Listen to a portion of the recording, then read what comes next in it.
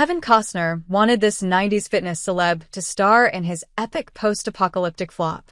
If you grew up in the 1990s, then the name Susan Powter might seem familiar to you. She was the fitness guru with short, spiky blonde hair that became famous for her weight loss infomercials where her catchphrase, "Stop the Insanity," became a cultural phenomenon. These days, she's an Uber Eats driver living in Las Vegas, but back then, she was one of the most recognizable faces in the world and, according to her, was once courted by Kevin Costner to star in his box office flop, Waterworld. Speaking with Entertainment Weekly, Powter, who was once so famous she was given her own talk show, says she received a phone call from Costner at the height of her popularity.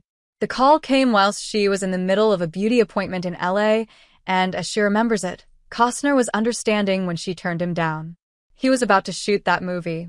The character he was talking about was like a crazy warrior. It was an intelligent conversation. I said, "I really appreciate you thinking of me. It's a movie. I'm not going to be a jerk. T. A movie. We were talking about doing it. We were talking about the role."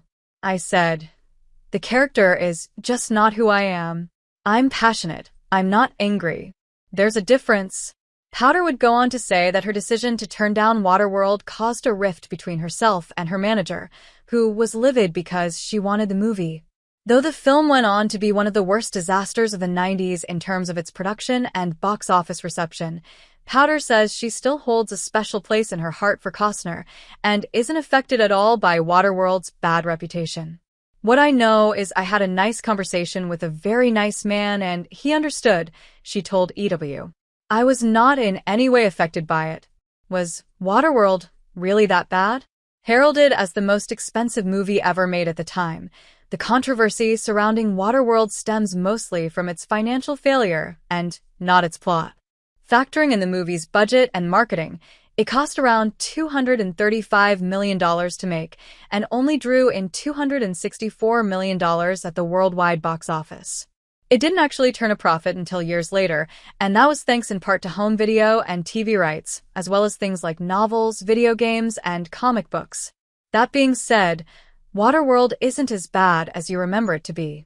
It was definitely fun for what it was and featured elaborate set pieces, lots of action, and a plethora of great ideas that, while they could have been executed better, were enough to help the film tread water rather than sink to the bottom of the ocean.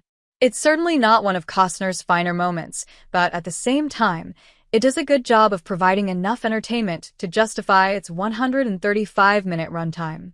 If you want to revisit the 1995 classic, it's now available to stream on Netflix.